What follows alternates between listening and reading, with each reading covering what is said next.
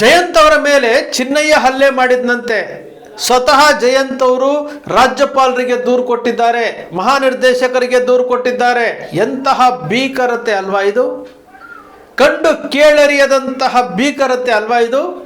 ಆ ಸೌಜನ್ಯ ಹೆಣ್ಣುಮಗಳನ್ನು ಅತ್ಯಾಚಾರ ಮಾಡಿ ಅವಳ ಗರ್ಭಗುಡಿಗೆ 6 ಇಂಚು ಮಣ್ಣನ್ನು ತುಂಬಿದಂತಹ ಕ್ರೌರ್ಯ, ಅದೇ ರೀತಿಯಾದಂತಹ ಕ್ರೌರ್ಯ ಇವತ್ತು ಯಾವುದು ಪೊಲೀಸ್ ಇಲಾಖೆ, ಅದು SIT ಕಚೇರಿ ನಡೆಯುತ್ತೆ ಅಂತಂದರೆ ಊಹಿಸ್ಕೊಳ್ಳೋಕ್ಕೆ ಸಾಧ್ಯವೇ ಇಲ್ಲ ರೀ, ಊಹಿಸ್ಕೊಳ್ಳೋಕ್ಕೆ ಸಾಧ್ಯವೇ ಇಲ್ಲ.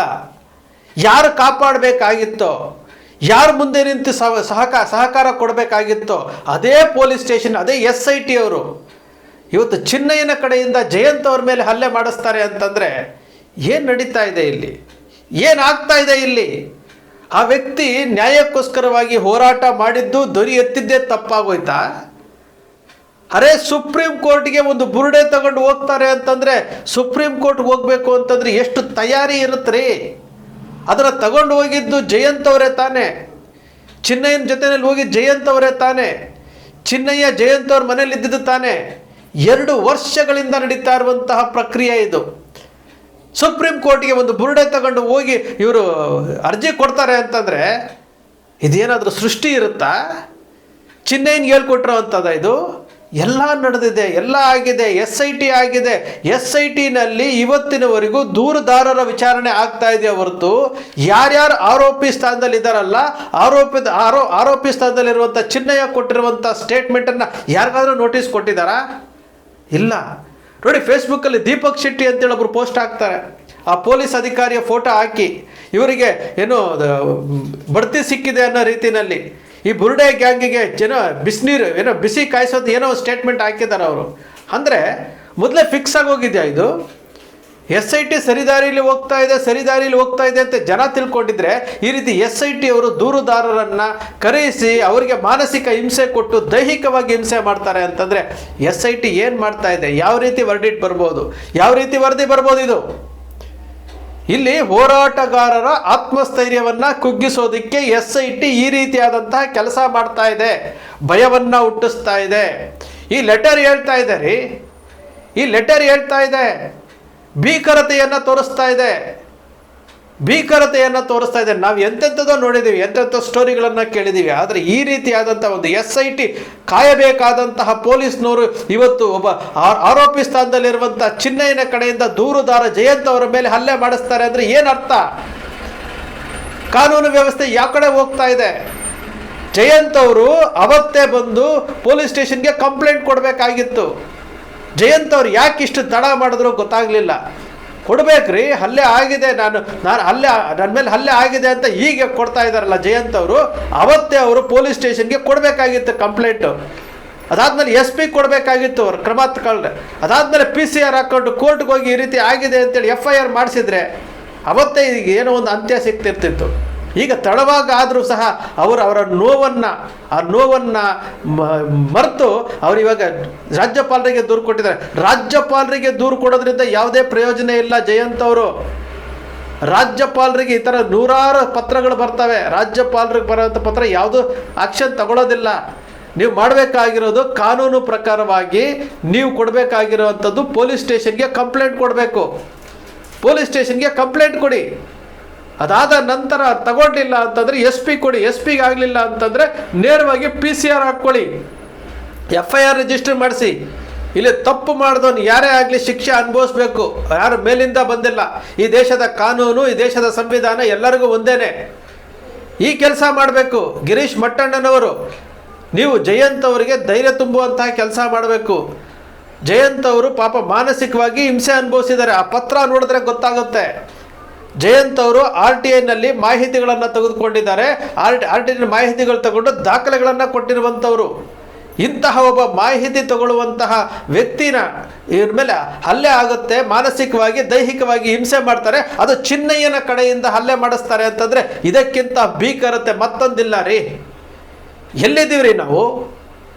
ಯಾವ ಆಡಳಿತದಲ್ಲಿದ್ದೀವಿ ನಾವು? ಒಂದಾದರೂ ತಾತ್ವಿಕ ಅಂತ್ಯ ಸಿಗ್ತಾ ಇದೆಯಾ ನಮಗೆ? ನ್ಯಾಯ ಕೇಳಿದ್ರೇ ತಪ್ಪಾಗ್ಬಿಟ್ಟೈತಲ್ಲ. ಅಲ್ಲಿ ಆ ಸೌಜನ್ಯಕ್ಕೆ ನ್ಯಾಯ ಸಿಗಲ್ಲ, ಆನೆ ಮಾವತ್ತು ನ್ಯಾಯ ಸಿಗೋದಿಲ್ಲ, ಪದ್ಮಲತಾ ಇರ್ಬೋದು, ವೇದವಲ್ಲಿ ಇರ್ಬೋದು, ಈ ಬುರುಡೆಗಳಿಗೆ ನ್ಯಾಯ ಇಲ್ಲ. SIT ರಚನೆ ಮಾಡಿದ್ದೇನಕ್ಕೆ? ಸತ್ಯವನ್ನು ಹೊರಗಡೆ ಬರಬೇಕು ಅಂತ ತಾನೆ. ಇಲ್ಲಿ ನೀವು ಚಿನ್ನಯ್ಯನ ಕಡೆಯಿಂದ ಹಲ್ಲೆ ಮಾಡಿಸ್ತೀರಿ ಅಂತಂದರೆ ಏನಿದು? ನಾವು ಸಿನಿಮಾದಲ್ಲಿ ನೋಡಿದ್ದೀವಿ ರೀ. ಈ ಸಿನಿಮಾದಲ್ಲಿ ಬಹಳಷ್ಟು ಸಿನಿಮಾಗಳನ್ನು ನಾವು ನೋಡಿದ್ವಿ. ತಮಿಳು ಸಿನಿಮಾಗಳಲ್ಲಿ ಬಹಳಷ್ಟು ಸಿನಿಮಾಗಳಲ್ಲಿ ಈ ರೀತಿಯಾದಂತಹ ಕ್ರೌರ್ಯಗಳನ್ನು ನಾವು ನೋಡಿದ್ದೀವಿ.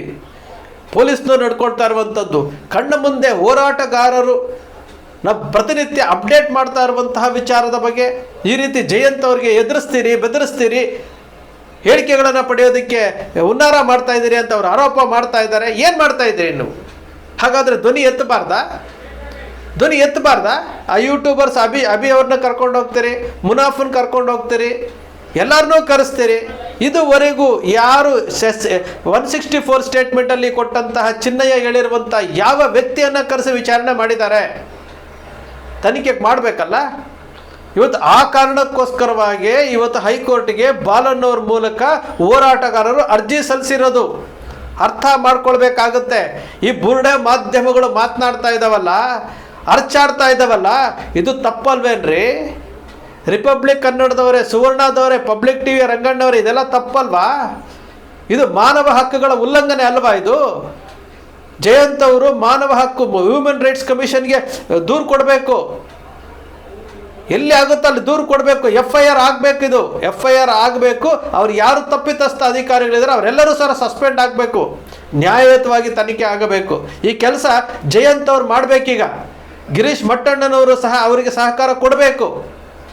ಇದು ಏನಂತ ತಿಳ್ಕೊಂಡಿದ್ದಾರೆ? ಇದು ಪ್ರಜಾಪ್ರಭುತ್ವ ರಾಷ್ಟ್ರ, ಇದು ಸರ್ವಾಧಿಕಾರ ರಾಷ್ಟ್ರ ಅಲ್ಲ. ಇದು ಸಂವಿಧಾನ ಕೊಟ್ಟಿರುವಂತಹ ಹಕ್ಕುಗಳನ್ನು ಇವರು ದಮನ ಮಾಡ್ತಾ ಇದ್ದಾರೆ. ಒಬ್ಬ ಮಾನವ ಹಕ್ಕುಗಳನ್ನು ಇವರು ದಮನ ಮಾಡಲಿಕ್ಕೆ ಹೊರಟಿದ್ದಾರಲ್ಲ. ನಿಜಕ್ಕೂ ಬಹಳ ಬೇಸರ ಆಯಿತು. ಆ ಪತ್ರದಲ್ಲಿರುವಂತಹ ಅಂಶಗಳನ್ನು ನಾವು ನೋಡ್ತಾ ಇದ್ರೆ ಬಹಳ ಬೇಸರ ಆಯಿತು. ಇದಕ್ಕಿಂತಹ ಕ್ರೂರತೆ ಮತ್ತೊಂದಿರಲಿಕ್ಕೆ ಸಾಧ್ಯವೇ ಇಲ್ಲ. ಆ ಸೌಜನ್ಯ ಹೆಣ್ಣುಮಗಳನ್ನು ಅತ್ಯಾಚಾರ ಮಾಡಿ ಅವಳ ಯೋನಿಗೆ 6 ಇಂಚು ಮಣ್ಣು ತುಂಬ್ತಾರೆ ಅಂದರೆ ಅದಕ್ಕಿಂತ ಭೀಕರತೆ ಇದು. ಅರ್ಥ ಮಾಡ್ಕೊಳ್ಬೇಕಾಗುತ್ತೆ. ಈ ಮಾಧ್ಯಮಗಳು, ಸತ್ತು ಹೋಗಿರುವಂತಹ ಮಾಧ್ಯಮಗಳು ಇದರ ಬಗ್ಗೆ ಧ್ವನಿ ಎತ್ತೋದಿಲ್ಲ. ಎಲ್ಲ ಒಂದು ಕಡೆ ವಿಷಯ ಹೇಳ್ತಾರೆ. ಇದು ತಪ್ಪಲ್ವೇನ್ರಿ? ಇದು SIT ಅಧಿಕಾರಿಗಳು ಮಾಡಿರೋದು ತಪ್ಪಲ್ವಾ? ಇದು ಚಿನ್ನಯ್ಯನ ಕಡೆಯಿಂದ ಇವ್ರು ಓಡಿಸ್ತಾರೆ ಅಂತಂದರೆ ಮತ್ತೆ ಇವರು ಏನಾಗಿದ್ದಾರೆ? ಇವರು ಕಾನೂನು ಕಾಯ್ತಾ ಇದ್ದಾರೆ. ಇವರು ಏನೋ ಪ್ರಣಬ್ ಮೊಹಂತಿ ಅವರು ಏನೋ ಮಾಡ್ತಾರೆ ನಂಬಿಕೆಯ ಮೇಲೆ ಅವರಿಗೆ ಜವಾಬ್ದಾರಿ ಕೊಡಬೇಕು ಅಂತೇಳಿ ತಂಡ ಹೇಳಿತ್ತು. ಇವತ್ತು ಪ್ರಣಬ್ ಮೊಹಂತಿ ಅವರು ಇದರೆಲ್ಲ ನೋಡ್ಕೊಂಡು ಏನು ಮಾಡ್ತಾ ಇದ್ದಾರೆ? ಪ್ರಣಬ್ ಮೊಹಂತಿ ಅವರಿಗೆ ದೂರು ಕೊಡಬೇಕು ಜಯಂತ್ ಅವರು. ತಡವಾಗಾದರೂ ಇವತ್ತಾದರೂ ಸತ್ಯ ಹೊರಗಡೆ ಬಂದಿದೆ. ಈ ಕೂಡಲೇ ಜಯಂತ್ ಅವರು FIR ಮಾಡಬೇಕು ಅಂತೇಳಿ ಪೊಲೀಸ್ ಸ್ಟೇಷನ್ ಕಂಪ್ಲೇಂಟ್ ಕೊಡ್ರಿ. ಈಗ IG ಕೊಟ್ಟಿದ್ದೀರಿ ಅಲ್ಲ, ಮತ್ತೊಂದು ಕಂಪ್ಲೇಂಟ್ ಕೊಡ್ರಿ. ಮಾನವ ಹಕ್ಕು ಆಯೋಗಕ್ಕೆ ಕಂಪ್ಲೇಂಟ್ ಕೊಡ್ರಿ. ಕೋರ್ಟಲ್ಲಿ PCR ಹಾಕ್ಕೊಳ್ಳಿ. ಇದು ಹೊರಗಡೆ ಬರಬೇಕು, ಸತ್ಯ ಹೊರಗಡೆ ಬರಬೇಕು. ಹೆದರಿಸುವಂಥದ್ದು, ಬೆದರಿಸುವಂಥದ್ದು, ಮಾನಸಿಕವಾಗಿ ಹಿಂಸೆ ಕೊಡುವಂಥದ್ದು, ದೈಹಿಕವಾಗಿ ಹಿಂಸೆ ಕೊಡುವಂಥದ್ದು ಯಾವುದೂ ಸಹ ಈ ಪ್ರಜಾಪ್ರಭುತ್ವದ ವಿರೋಧಿ ಆಗುತ್ತೆ, ಸಂವಿಧಾನದ ವಿರೋಧಿ ಆಗುತ್ತೆ.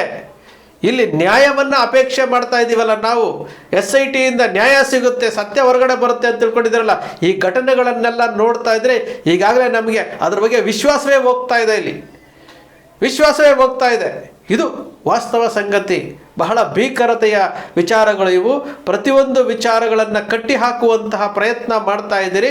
ದಯಮಾಡಿ ಆ ಕೆಲಸ ಯಾರೂ ಮಾಡಬಾರ್ದು ಸ್ನೇಹಿತರೆ. ನಿಮ್ಮ ಅಕ್ಷರ ಮೀಡಿಯಾ ಸೃಷ್ಟಿ ಮಾಡೋದಿಲ್ಲ, ಕಲ್ಪನೆ ಮಾಡೋದಿಲ್ಲ, ವಾಸ್ತವದ ವಿಚಾರವನ್ನು ವಿಶ್ಲೇಷಣೆ ಮಾಡುತ್ತೆ. ನಿಮ್ಮ ಅಕ್ಷರ ಮೀಡಿಯಾದ ವಿಶ್ಲೇಷಣೆ ನಿಮ್ಗೆ ಇಷ್ಟ ಆಯಿತು ಅಂದರೆ ಸಬ್ಸ್ಕ್ರೈಬ್ ಆಗಲಿಲ್ಲ ಅಂದರೆ ಸಬ್ಸ್ಕ್ರೈಬ್ ಮಾಡ್ಕೊಳ್ಳಿ. ಪಕ್ಕದಲ್ಲಿ ಕಾಣುವಂಥ ಬೆಲ್ ಐಕಾನ್ ಪ್ರೆಸ್ ಮಾಡಿ, ಶೇರ್ ಮಾಡಿ, ಪ್ರೋತ್ಸಾಹ ನೀಡಿ.